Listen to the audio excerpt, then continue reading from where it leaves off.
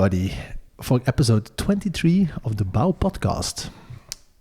We welcome Simon Maillet. Simon is the Group Sustainability Officer at the Cordeel Group. He's originally from Germany and today lives in Belgium since almost 5 years. He did an apprenticeship as an industrial clerk and later studied economics part-time. He is now active at Cordeel for more than 1 year? Almost 1 year, yeah. Almost 1 year, yeah. Okay. The Cordeel Group is a leading European construction company based in Belgium, and it offers comprehensive services for the entire construction process. It consists of several highly specialized companies that collectively provide expertise in all aspects of construction, from design and technical support to completion and maintenance. Essentially, Cordeel Group is more than just a construction company as it provides a one-stop solution for all construction needs. So, today I'm very curious to hear about Simon's track and about the Cordeel Group and as his role as a sustainability officer in such a huge construction organization.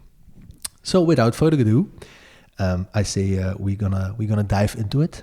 Welcome, Simon. How are you doing today? Hey, I'm doing really good, thank you.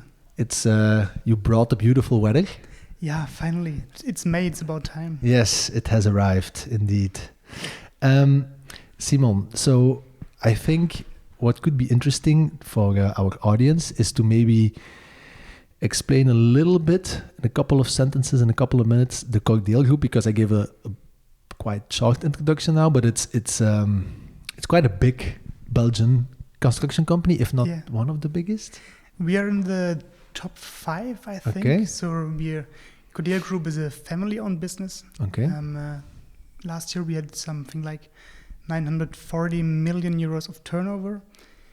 We are working in 7 countries. The main business is in Belgium. Then we're working in the Netherlands, in Bulgaria, Serbia, and have some offices in Poland, Hungary, and Czech Republic. Okay, so it's becoming quite a European-focused organization. Absolutely, and we have 6 different business lines.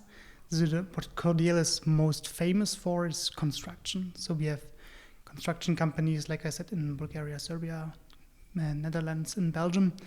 But then we have also 5 other divisions that really provide this one-stop shop, as you said. So on the one hand, it's C-Tech, so everything like the building techniques, which the most famous is IMTech. So they provide all the heating, ventilation, cooling for buildings. See that we have energy efficient buildings and smart buildings. Then we have C-Energy, that's one of our newest addition. There we have all kind of different companies in there that are accelerating the energy transition. So there is C-Batteries, our own manufacturer of lithium-ion batteries in Oudenaarde, and C-Scan, which is monitoring solutions and so on. So everything about energy transition is in C-Energy. Then we have C-Living, which is our real estate developer, and C-Line, which is focusing on sustainable products like PFAS-free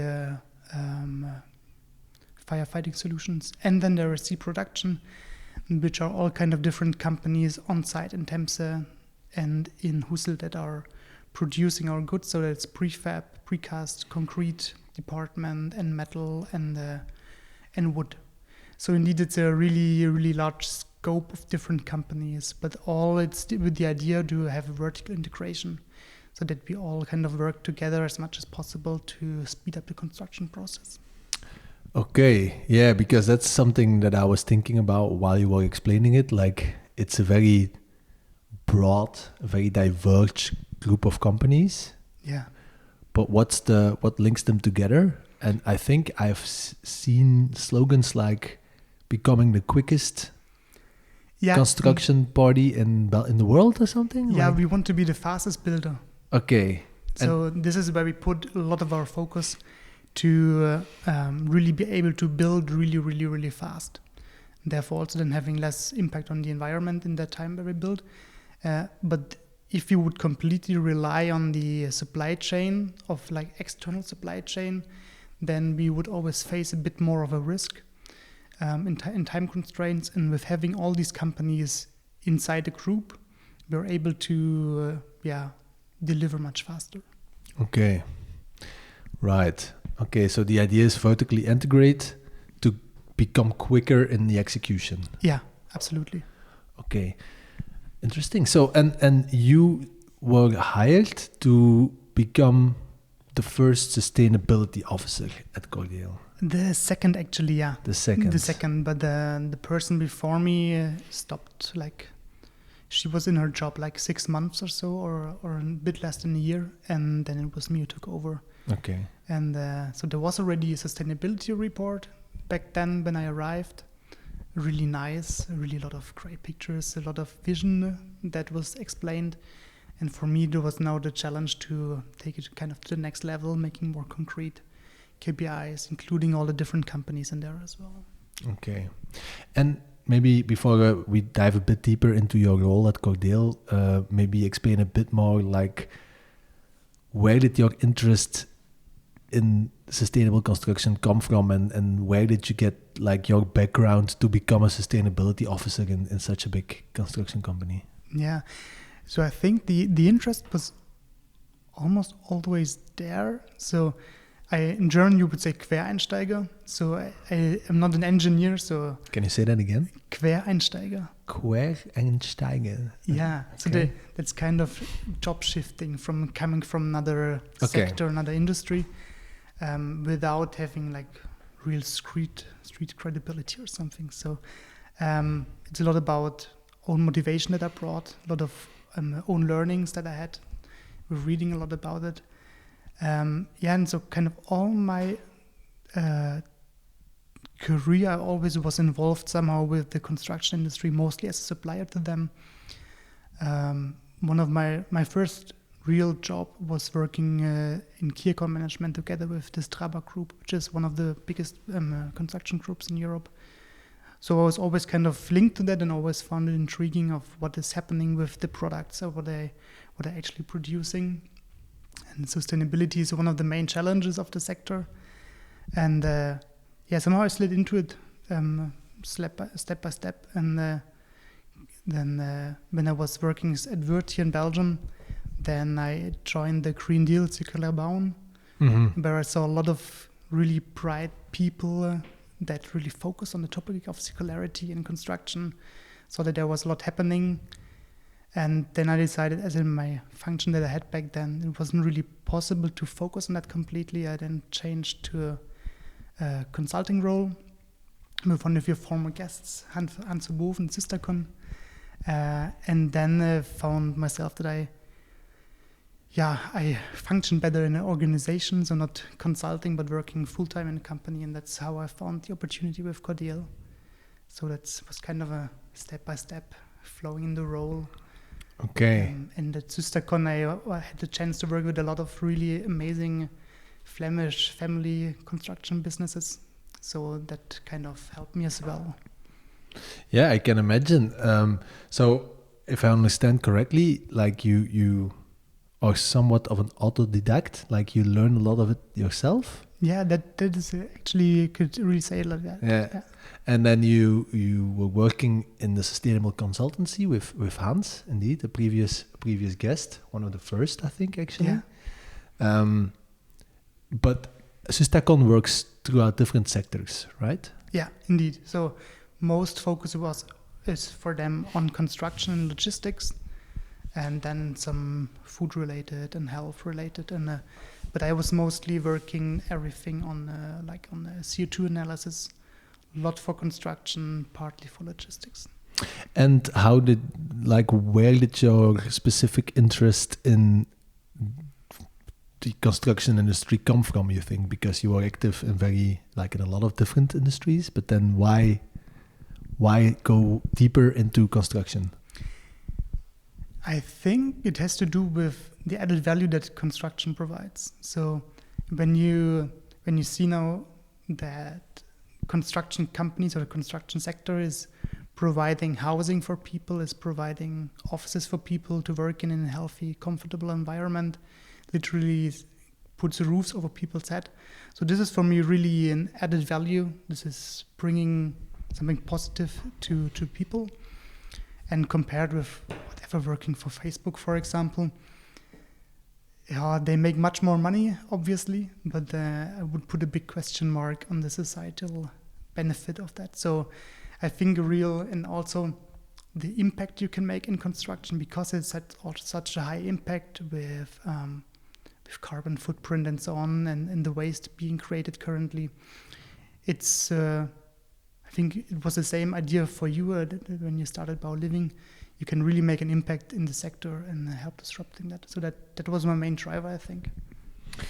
It's funny how you explain it, because indeed it's very similar to the trajectory that I've personally went through, because together with Axel, my co-founder, we started Bao to try to do something about the sustainability challenges, and that's still very much the case. But throughout the years, I've also started to feel the responsibility and almost the honor of working on a product that determines so much of the day-to-day living environment of people. Yeah, absolutely. We spend the majority of our time inside these days. Yeah. And I think we already do for quite a while. It's not a new thing. And we only do the interior and the utilities, but as Cordeel, you do the entire thing, and I don't think it can be underestimated what the impact of that is on the day-to-day experience of people. Yeah, absolutely. And when you then also look a bit more broader in that way, when you look at the margins that are happening in construction, it's actually quite a pity that, looking at the sector in general, it's somewhere between 0.5 to 3% that you keep up the margin for something where you're really adding value to people's life, and then seeing companies like Facebook making their billions and billions. I find really ridiculous. But yeah, so for me, that's really the positive thing, that you kind of help change people's life somehow to a positive. Mm-hmm. What do you think is one of, if you look at it, why do you think that's the case? Why does it come that a big construction company can only get a 3% margin at the end of the road, at the end of the year, and a Facebook, for example, can make 25% margin at the end of the road, if not more. I'm actually less aware how much it is for a social network, but I can imagine it's way more. There are very clear, it's software, so that's already scaling. But do you see other reasons why? Yeah, I think it has to do with kind of the cost perspective and P&Ls. So when, for example, our customer, the public sector, is building a building that's costing a lot of money, it quickly goes to 15, 30, 50 million euros. And that is a huge cost block that you have as a company in your P&L. And there I assume, you try to negotiate the best price you can get as well, and therefore put a lot of pressure on that and to get the best price. And this, then also there's a lot of competition where you kind of try to bid with the lowest price. Also, a lot of the tenders today are stimulating that you win by the lowest price. And I think this is kind of creating this downward spiral, which is a real pity. And then compared with Facebook or whatever, there is more B2C approach, where you mostly don't even pay at all for the product, just you pay with your data and your privacy. And so it's indeed a downward spiral. The margins aren't there to innovate and to make something maybe a little bit more unique or innovative. Yeah, I mean, and then we are faced with so many challenges in the construction sector. Because we have that big impact, we need to also become more sustainable. Then digitalization is happening at fast scale. You need talent, people. The raw material is getting more and more expensive, and it's crazy. So you have a lot of challenges, and if you really want to innovate as well, that costs time, that costs money. You need to give the resource in terms of people towards that. But yeah, if you're then just barely financially surviving, it's a difficult one to go for that. Mm-hmm. And I think that's why the sector is not that quick as it should be. No, absolutely. But then looking back at Cordeel, what do you think enabled them to grow and to grow quite aggressively, I think, throughout the last couple of years, no? Yeah, we grew a lot, which is good, I think, as well. So just growing for the sake of growth is, in my opinion, is not making the most sense. But a huge change came, like, I think 5 years ago when Philippe Cordeel took over the shares of his uncle and his dad. And he really thought about which kind of company do I want to leave to my children, so the fourth generation that will eventually step into the company. Aurélie already stepped into the company. And he then thought, I want to be the happiest company to work for and with, but also really want to put a lot of focus on sustainability. And that's why he started C Energy, for example, and the whole innovation, because he saw that if he would just continue like we're doing today, we're not getting anywhere, and then we become obsolete at some point. So there is, from our owner, this huge belief that we need to improve in these ways, and luckily also the financial institutions really like what we're doing. So we also get the funding from banks to invest into 100 containerized batteries that we will put on our construction sites to replace the fossil fuels generators and so on. So that's cool. Yeah. And then the batteries were made by the daughter company of the group. Absolutely, yeah. Okay. Yeah. Oh, yeah, that's fun. Yeah. Yeah, that's cool. Okay, right. So it really came from a vision, new ownership who had a vision and who is going after it ruthlessly, to put it that way. Yeah. So we're not just talking about, this was also the reason why I joined Cordeel, and I think a lot of other colleagues as well. We're not just saying, we want to be CO2 neutral at some point, and sustainability is important. We have electric cars. When I see which kind of investments we're doing in the energy transition, for example, in batteries, in an electrolyzer, which we are putting on our place. We have hydrogen cars and all kind of crazy things. So there is really not only we're really putting our money where the mouth is. That's pretty cool. Absolutely. Very cool. Okay. So let's see. It's a huge, we've determined it's a big organization. You are the sustainability officer. Yeah. So how do you operate like as the single sustainability leader throughout this very broad organization with a lot of different markets that you're active in? How do you do something like that? You started a year ago. Like, what were the first things you took on, and how do you look at your role? And that's a really fair question, because indeed, so we have on the one hand we have all these operating companies, and then we have service centers like HR, fleet, and so on, that provide their services for the complete group. And I am the service center sustainability, so it's indeed a one-person job. And for me, I first really wanted to get an overview of what everyone is doing. So I met with a lot of the CEOs and managing directors to get a real understanding, not just work with my assumptions, but get an understanding of the business. And then I worked long time in key account management, and I got a great seminar by Hartmut Sieg, and he said key account management is about discrimination. Because you discriminate some customers against others, because you think that some customers are more important to put time into them. For me, it's a bit the same. On the one hand, I need to see, of course, where can I make in the fastest way the biggest impact. So where's the kind of low-hanging fruit? Then for me, a super important one is obviously who wants to work with me, because if everyone would scream at the same time, Simon, here there's a project, there is something, then it wouldn't work at all. So I really need to focus a lot. Therefore, redefine the sustainability strategy. I put up some. We have now 5 pillars that we're working with, and they are really where are now the most important points to tackle.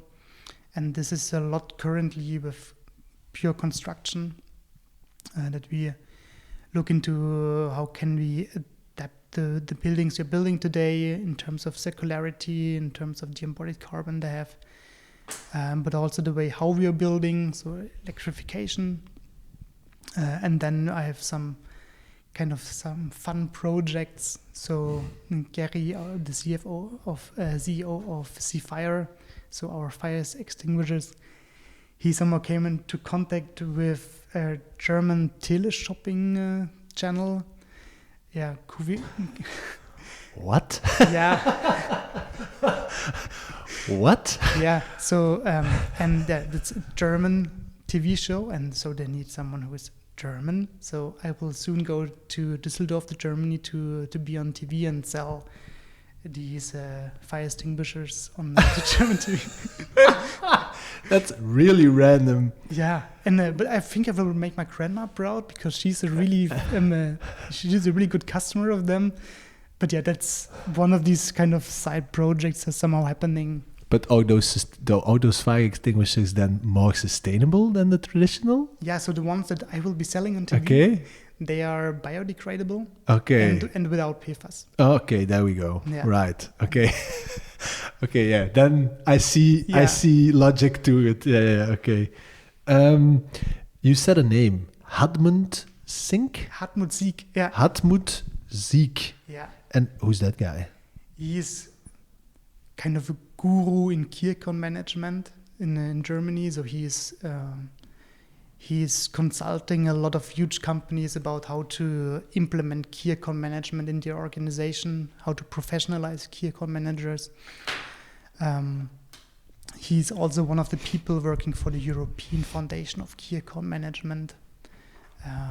And yeah, I worked together with him, do some courses and so on.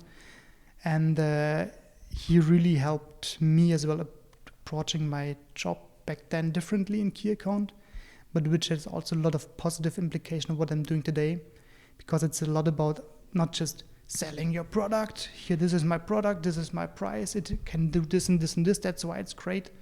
But really understanding as well your customers, questioning your own assumptions, working together, not just with one person, but with many, many, many different stakeholders and departments. And I think that this really helped me as well today in my job, because I have to work with so many people. So yeah, Hartmut had a really profound impact on me. And yeah, he once said that quote to the CEO of Germany, with Germany saying, key account management is about discrimination of customers. Mm. Can you say a little bit more about that? Because I'm not fully following it. I understood from your previous explanation that you take more of a service role. So you are available inside the bigger group, and any of the daughter companies can come to you, but you are not going to proactively reach out. Both. So Okay. on the one hand, we have kind of our defined sustainability strategy, which I also follow up. I see that the actions that we define, that they work. I'm not following up all of them myself. We have a lot of much smarter people than I am, definitely in terms of engineering. So I just see that these actions will be executed step by step. Then I have own projects that I kind of push. Some colleagues approach me, for example, if there is a tender where there is a sustainability vision necessary, then I support that. And also, yeah, when I somehow see that there is something interesting happening somewhere in the industry with a model in terms of sustainability, which we could potentially implement as well, and I reach out to the different companies as well. Okay, right. Yes. So that's proactive and from a service perspective. Yeah. Okay. And then sometimes one of the daughter businesses reaches out and you end up on German television. Absolutely. Okay. That's a nice unexpected day of work, I can imagine. Yeah. All right. Interesting. I have somewhat of a better image now how this would work. Yeah, I think what also probably makes it interesting for the audience is that because you just explained Cordeel is active in quite a lot of different verticals, you also have the chance to walk between those different markets and like start connecting trends, I can imagine. Yeah. So based on that, like, are there certain technologies that you are spotting now that you believe are going to play a huge role in the future of sustainable energy, sustainable construction? And are there any specific things, technologies or way of working methods that you become really excited about today? Yeah, so just before I came here to record a podcast, I was in Ghent at the kickoff of Recap, so the Resilient City Accelerator Program, where you joined as well in the past, I think. Yes, we did. Yeah, and there was a kickoff, and we are now one of the corporate partners, one of the sponsors. So we saw now 10 new startups that have great ideas, mostly about technology, how to make cities and buildings more resilient. A lot about improvement of, for example, HVAC systems so that they're running more efficiently. And I think technology is super important in this transition. But I'm also convinced that technology is the only thing we can rely on. So we can't just say, yeah, humanity did over the last decade, century, like really crap job with the environment. So now we're just going to continue doing what we're doing, and then we had some technology and some sensors and everything will be fine. That I absolutely don't think. So I think we also have to reconsider the way how we are building, how we are approaching things. So I think everything around the circular building is a super important one, that you try to design for disassembly, that you really think much more about what kind of future applications will this building have. So who might live here in 20 years?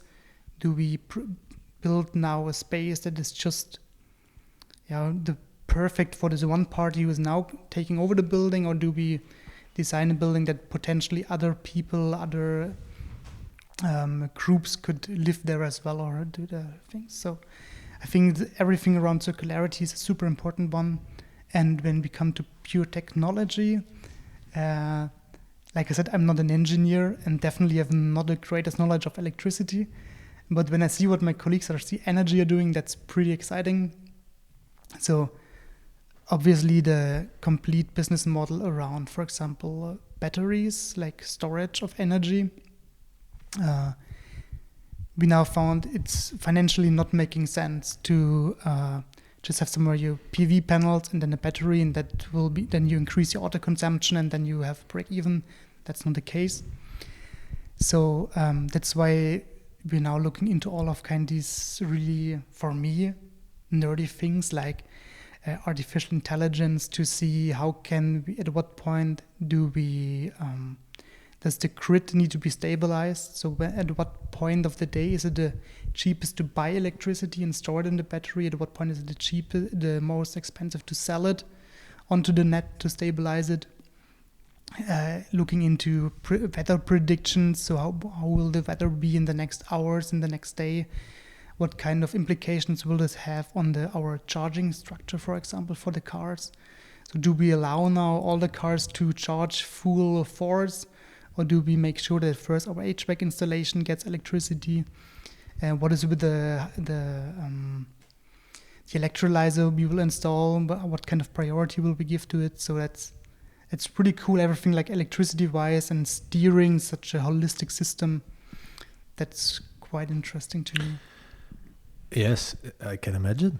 But you are also developing the software layer to do these kind of things.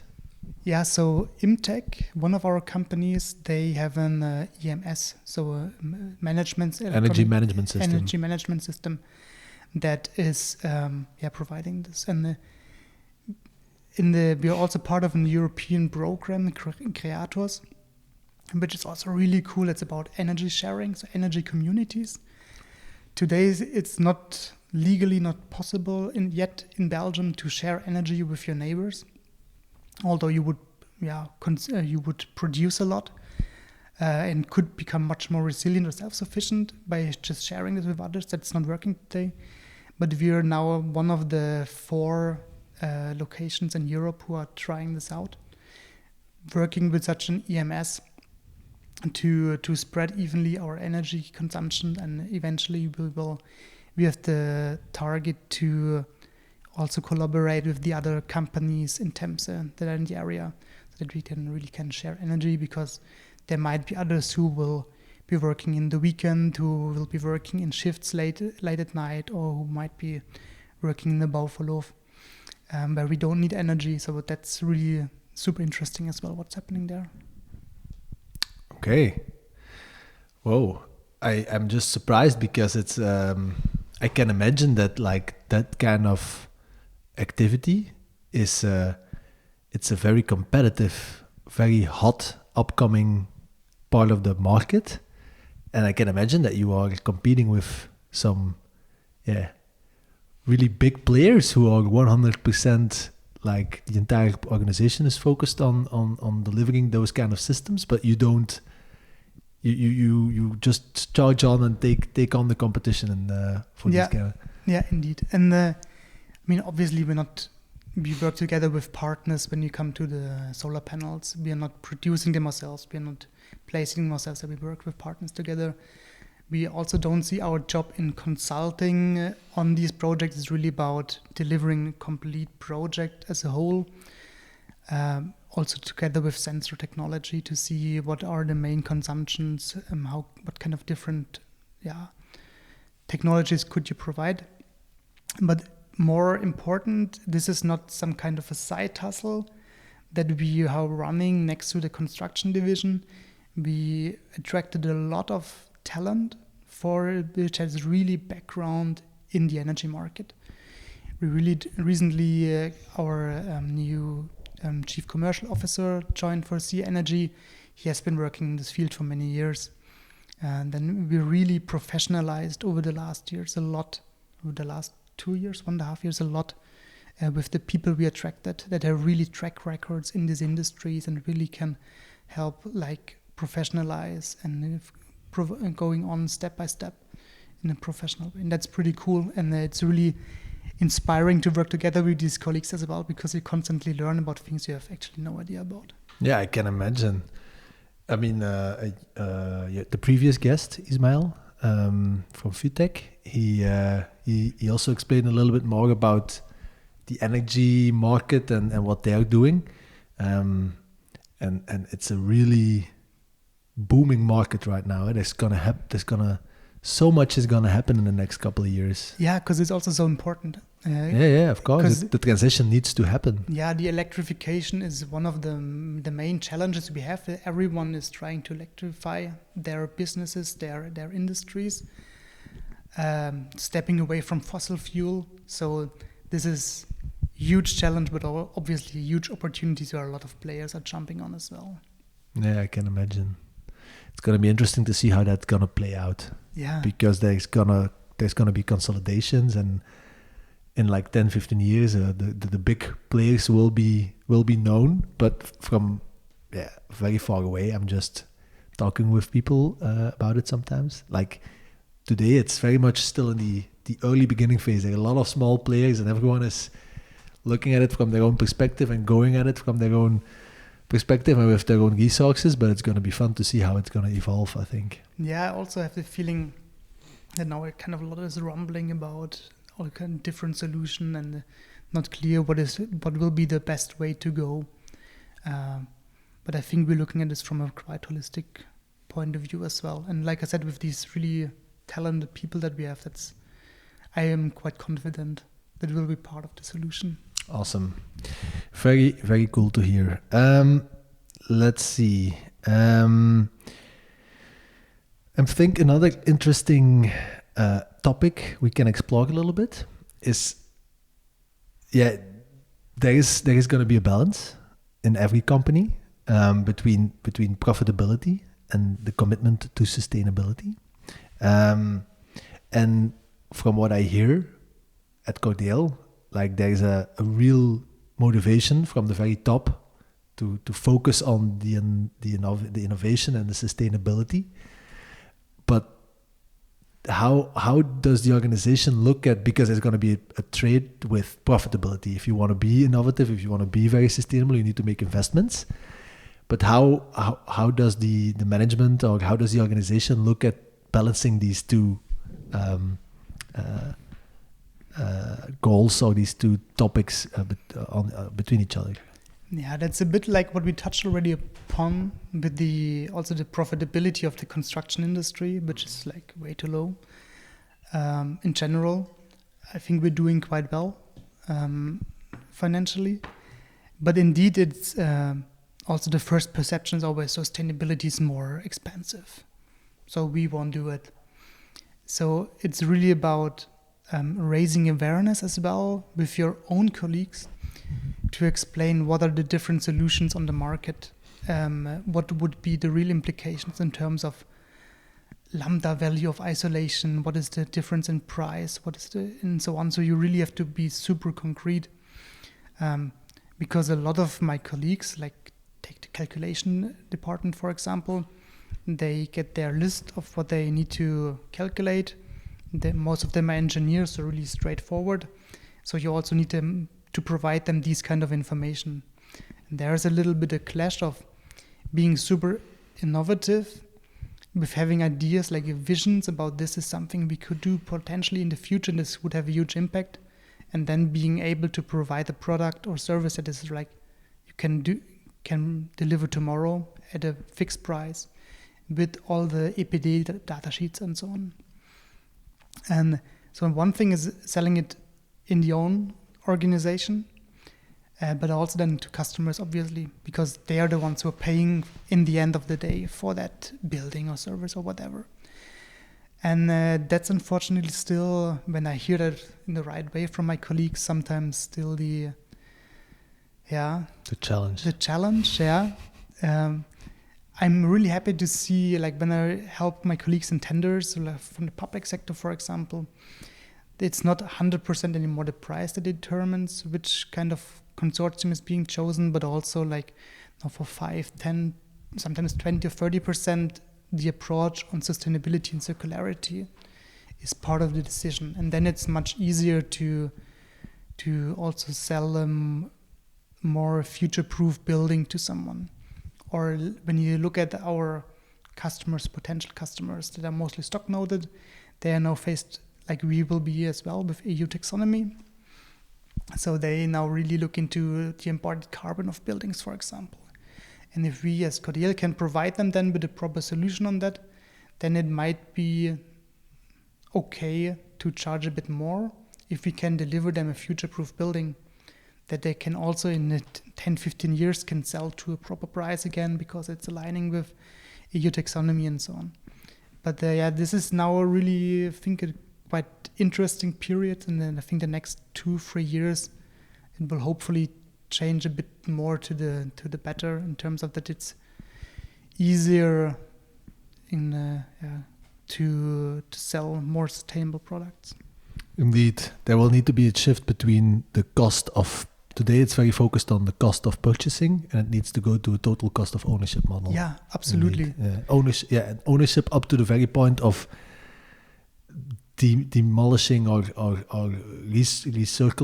recycling as much as possible from the building itself. Yeah.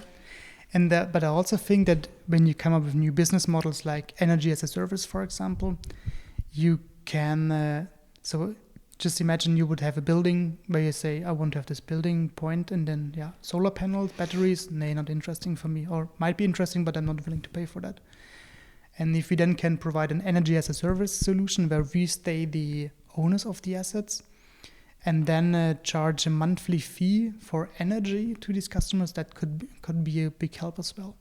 Because actually, also like looking at me personally, I don't see the sense in paying for solar panels, paying for battery. I want to pay for energy. I want to have energy and I don't want to have solar panels. And if then a company can provide this solution, this could help as well to come there through a more just transformation. Mm-hmm. Absolutely. All right, cool. Let's see what else we noted down here. Sustainability, has it always been something you're very passionate about? And if so, where does it come from for you personally?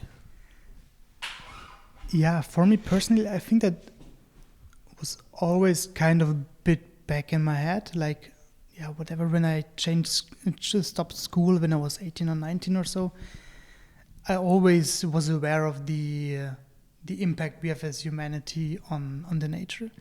So I'm now, since a bit more than 10 years, I'm vegan. Before that I was vegetarian. And my main driver to become vegetarian was not to save the cute animals, but to stop deforestation of the rainforest, which is used to raise food for animals that will be processed to food, put it like this. So I always had it in my mind that there is an impact we have.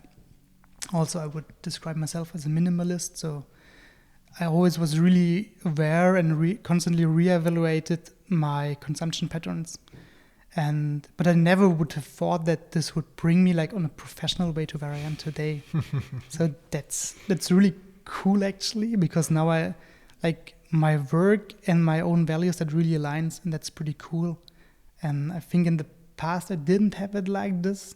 So there I had to kind of go like with kind of side hustles, like starting my music label and so on to stay happy. But now I'm really now well-grounded and can work and live with my own same values. That's pretty cool. That's very cool. And the idea of the minimalistic approach to life, did it come from a certain inspiration, or was it just something that you felt you needed to do? Like where did it come from? Because yeah, it's not everyone has that goal. I think it's actually quite against the popular culture these days. It's very much about let's buy cool stuff, cool car, cool clothes, like purchase. Like, but you then already a decade ago or longer ago had the idea that you wanted to go the opposite way. So yeah. So I think that really started in Belgium now for 5 years. That might have started like 8 years ago or so. That I realized also, especially in terms of clarity in my head, it's nicer for me to own less stuff, so that it's not constantly everything is laying around and eventually not even used. Then I would create more waste, and this kind of always it's not nice for me. So I recognize the feeling. To have that feeling. So yeah, kind of that started somehow. And in terms of inspiration, there was long ago there was a documentation what used to be on Netflix as well about the minimalists. Right, they had a podcast as well and a book. Yeah, indeed, yeah, the minimalists. Yeah. I know them. These two guys, and I think they triggered it somehow. And this whole minimalist thing then also kind of came to like help me with clarity in my head. Then also it kind of switched a bit further. So there is that author Cal Newport. Know him as well. Yeah. He recently wrote a book about digital minimalism. That's also an interesting one which is then also kind of clarity and be more focused. So this is, I think, where it all comes from a bit. Do you have like then 10 of the same shirts? I own this shirt here, I think 3 or 4 times. There we go. Yeah. But I'm not like Mark Zuckerberg, that I open my closet and there are like 10 T-shirts in black and maybe one in anthracite. So it's not yet like this. I was being told, and it's nice to have some color in my life as well. So yeah, I must say it sounds very recognizable for me. I have the same tendency to like make, professionally in my organization as well, but also personally, like minimize, like, because I also have the feeling that it reduces stress. It reduces like the amount of choices you need to make. But for clothing, I find it. I mean, I sometimes like if you find a good pair of shoes or you find a good pants, like very good pants. Yeah, sure, buy it twice. Yeah. Why not? I mean, as long as you will be wearing them for whatever the next 5 years. Yeah, of course. And if they really fit you and you enjoy them and they spark joy. Yeah, Marie Kondo-wise. Then it's great, do it. And I mean, there are so many people, like also when you look into the vegan scene, who are like super hardcore, no, you can't do this, that's not okay. And they will ban you out of their lives and stuff. I think that's complete bullshit. Everyone should live free and have their own opinions. And if it's then just like 10% better than what conventional people do, that's great already. Absolutely. You know Marie Kondo? Yeah, I think I started reading a book, but then I was a bit bored. Yeah. Apparently now she has like 1 or 2 children.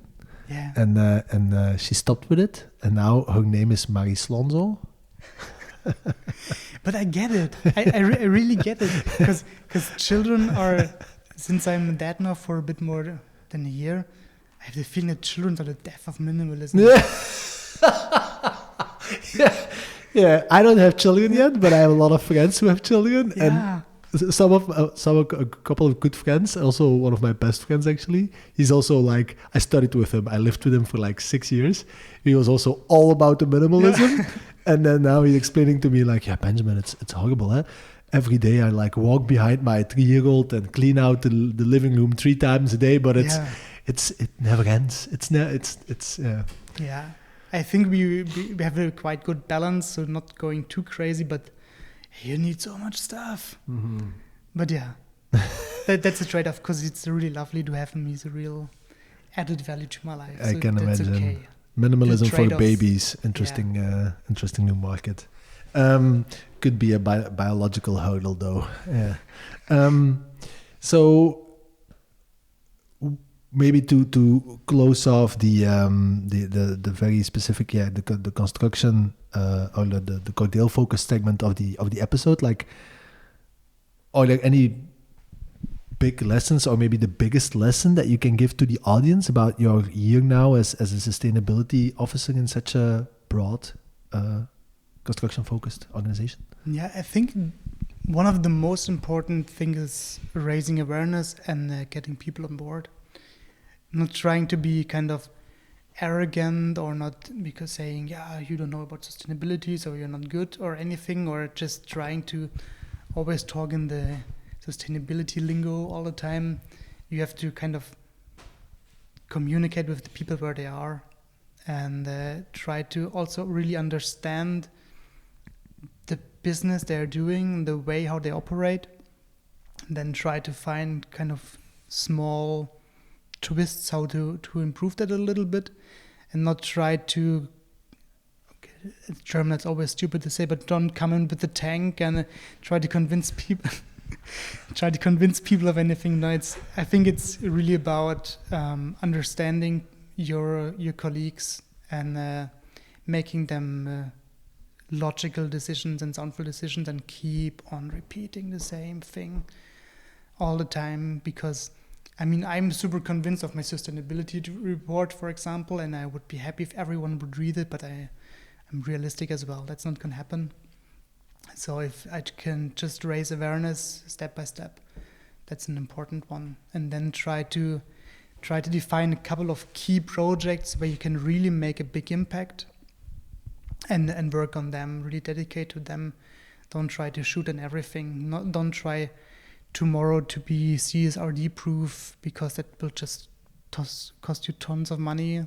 It's a real gold rush for consultants, and it will cost you a lot of time to install all of this. Do it step by step, but focus on some key projects where you can make impact. All right, sounds good. Good tip. Maybe a couple more broad general questions. Less focused on Cordeel as an organization, but as on the industry as a whole. I think, like, from our perspective, there are, like, from how we started Bao as well, we see 2 main challenges, like how can we make construction more affordable, and then the sustainability part. I think we discussed the sustainability part quite a lot already, but around affordability, do you see technologies emerging, or do you see a way of working that's coming up inside the industry that you also become excited about to see progress on the affordability front? Yeah, that's really a huge challenge. I mean, looking at it from my own private perspective, we bought a house like whatever it was, 2020 or so, really just before COVID hit, and then the prices skyrocketed. And now I have people and friends who simply can't just afford currently to buy a house, although they are quite well earning in their jobs. And I think that's pretty bad. In Belgium, we are still in a really luxurious situation, I think. So looking back to Germany, taking this as perspective, there it's just out of their mind. People, they kind of, when they buy a house, they won't be able to pay off the loans. It will be for the second generation. Because it's... Wait, whoa, can you explain that a little? Do they buy a house? Yeah. So, for example, let's just imagine you buy here in Belgium a house for 300,000, which is possible. You will need to renovate and stuff, but it's okay still. In Germany, even in the crappy, boring area where I came from, you would need to pay 500,000 for that. And damn. Yeah. And the banks, sometimes they even know that people won't be able to pay this off in 30 years or until pension. And they still say, yeah, we'll give you the loan. So it's clear that it will kind of, either they will have to sell the house, or they will end up kind of in the second generation, so that the children will need to pay. Children will need to pay off the house of their parents. Yeah. And this is such a horrible situation. And so this is clearly something that needs to be fixed. But is it? Because I don't know. I mean, I'm playing a little bit devil's advocate because, of course, everyone can buy off a home in a reasonable amount of time. But I have a friend. He came from the same village where I was raised, Mol. He studied as a surgeon in Leuven, and he met a Swedish girl during one of his residencies, and he fell in love, and he moved to Sweden, and now he lives in Sweden. They have 2 daughters. And he bought a flat in Stockholm 6 years ago. I visited him. And he told me they bought the flat with a payment term, like the loan, took 100 years. Oh. Yeah. So the apartment was like a crazy amount. I don't even know anymore. Let's say 700,000 euros. Yeah. But the amount that they needed to pay off monthly was actually lower than the amount someone would need to pay off here in Antwerp. Interesting. And apparently the entire real estate market in Sweden works that way. And he says it's not really an issue because after 5 years, we sell the flat and we buy something else a little bit bigger, and we already gained a bit of the value in that was 5 years. Yeah, and I also have the feeling that this is kind of the mindset a lot of Belgians have, like that you don't necessarily buy a house forever, but you just live in there for a couple of years, 3, 5, 10 years, and then you sell it, and then eventually will be fine. For me, coming here, it was like, wow, what the hell is happening here? Because in Germany, on the one hand, because they're so crazy expensive, and because there is much more, people rent much more instead of buying. So it was for me super scary to buy a house because there's always this idea of lifetime commitment. But then I constantly thought, but if it's not great, then we just sell it after 5 years. And there was a real mindset change for me as well. But then linking this to kind of 100-year loan, that's an interesting one. Yeah, I mean, I don't know. I think, basically, it's all fine if the market goes up. Yeah, yeah. That game can continue as long as the value of the houses keeps increasing. If they go down and you can't sell to buy some, you're stuck, eh? Yeah, and I think this is happening here now as well in parts, and then it gets difficult, and then you get kind of a real estate bubble, and then. Anyway, let's not hope that it's going this way. No. But in terms of how could this be improved here, I'm a huge believer in prefabrication as well. So if you're not like in the traditional way, just lay bricks by bricks our houses, but build in a prefab way to be much faster. I think that could help in terms of costs. Also to maybe not have the absolute need to have like your freestanding house with a 200 square meter garden, but having like small apartments and living there, or maybe then changing the apartments after a year, or having, in an ideal case, modular buildings where I can say, okay, I start today together with my partner, we live there, and in 5 years we get a child and the cat, and then we need another room, so then you can kind of add this to it. I just saw today at the recap, Revive did a short presentation, but they also had kind of houses where they could which are modular, and that you could kind of put in they already had a permit that you can put another kind of modular block on it. But in order to prevent costs, they didn't do that yet. So this idea of modularity, flexible buildings, where you can grow as well, literally, I think that's an interesting one. For sure, yeah. Yeah. Stuff to think about. Yeah. Absolutely. Simon, we have the tendency at the Bao Podcast to end with a couple of completely different questions. Right. So less construction, sustainability, innovation related. And I think that could be a fun way to end this first episode. Yeah, cool. So maybe I heard you mention it already a couple of times. You started a music label in your past. Maybe that's the answer to this question. I don't know. But if you had to do a job that had nothing to do with what you're doing right now, what would it be? Yeah, music labels, indeed, that was one thing. Okay. But what my initial dream job was being an archaeologist. Because I was always really fascinated about Egypt and the old culture they had. And they also built crazy things back then already. But just the culture and how far they were in their society, that was amazing. It's amazing to me. But yeah, that's just like the music label. That's nothing that really makes you money. So unfortunately, I then followed a bit the advice to look for a job that will be able to provide for you. So that's why I didn't go down that road. But still really interesting to me.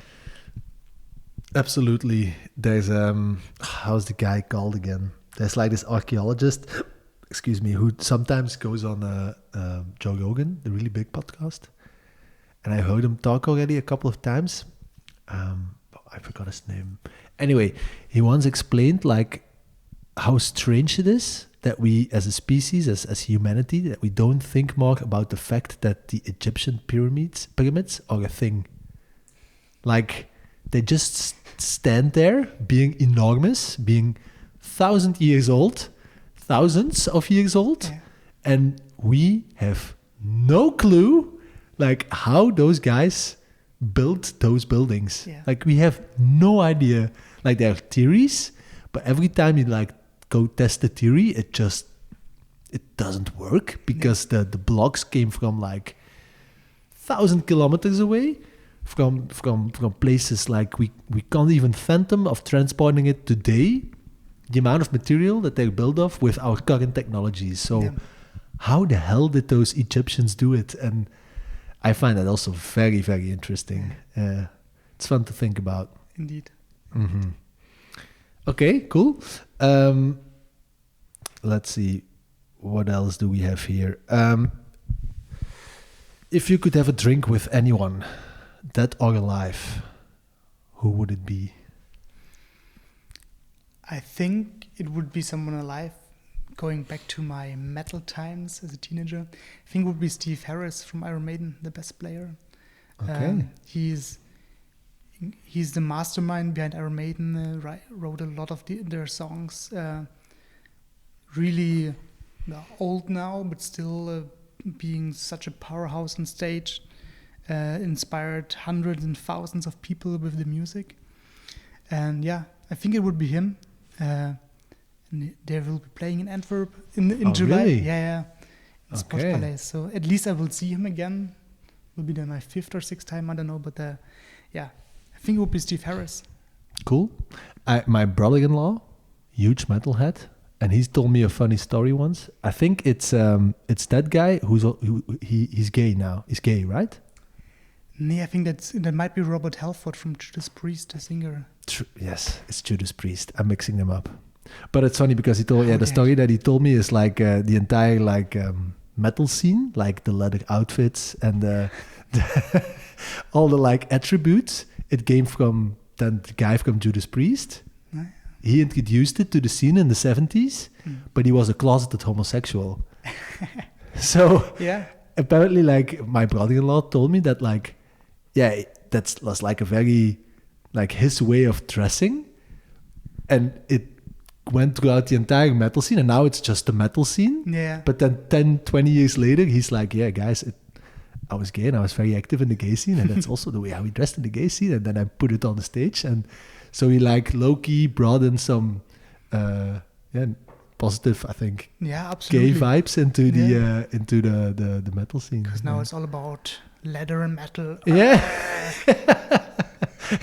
So, yeah, that's true. Okay, all right. So you were a big metalhead also. Oh, you are still into metal. Yeah. I mean, I used to drive like with these shitty slow trains. I sat on a train for 10, 12 hours driving somewhere through Germany to attend a concert of one of my favorite bands. Slept at the train station and got the first train back. So yeah. Okay, that's some real commitment. Yeah. But that's kind of a bit in the past. I still love the music. It's still really, when I hear Iron Maiden, this is making me crazy. And I recently found some old tapes of some of the bands I was friends with in like 2010 and so, and it was really like, wow, so cool. Mm-hmm. But yeah, now it's a bit in the past. I mean, I still enjoy the music, but the lifestyle is not so much there anymore. So the music label you had was also metal music label? Metal and hardcore. Right. In order to not to be too nerdy, and it's kind of that genre. Did you want to go to Graspop? I haven't been there yet, but that's definitely on my bucket list. That's like 3 kilometers of my elderly home. Yeah, true. Yeah, it's like, when I was outside in the summer and I could hear like Judas Priest and all those guys. It's funny. It's funny how it's something like the biggest metal festival in the world, right? And like Texel. It's funny how that happened. Okay, maybe to close off, if there's like a specific book that you could recommend to the audience now to read when now the sun is out and they sit on their terrace or they're going on a little trip, any good recommendations? Doesn't need to be about construction or sustainability. It can be broader. I think a book that I'm constantly coming back to, because I wrote already so much in it and stuff, is a Deep Work from Cal Newport. It's really, bought this like 8 years ago, but it really opened my eyes in terms of being focused, to having deep focus works and switching off all this the notifications and shit on your phone, so to be less distracted. I really, really like this book, and I'm constantly coming back to that Deep Work of Cal Newport. He wrote also a couple of other books, like just said, the Digital Minimalism, and then something like A World Without Email, I think, was one of his recent ones, which is a cool idea, but this deep focus is my favorite of him. It's a great one. Awesome. All right, cool. I think that's it. Unless there are any other messages or things you wanted to say to the audience before we close this off. No, I think we said it all. Yeah, it was really fun. Thank you. You're welcome. You're welcome for making the time. Then there's nothing left for me than to thank you for being here, to explain a little bit more about this big but also very interesting organization called Cordeel, and the many activities that they're active in, and to spread the things that you've learned in a year. I'm very curious to see what else you're going to learn as this in this interesting role. So maybe we can do a round 2 in the near or further away future. Yeah, indeed. Sounds great. All right. Thank you very much. Thank you. Bye-bye. Bye. Thanks for listening to the Bao Podcast. If you enjoyed this conversation, make sure to subscribe to our channel. If you're interested in Bao Living in our Smart Adaptable Module or SAM, go check out our website baoliving.com. If you want to stay up to date, you can best subscribe to our monthly newsletter on our website or follow us on all social media platforms where we're named @Bao Living.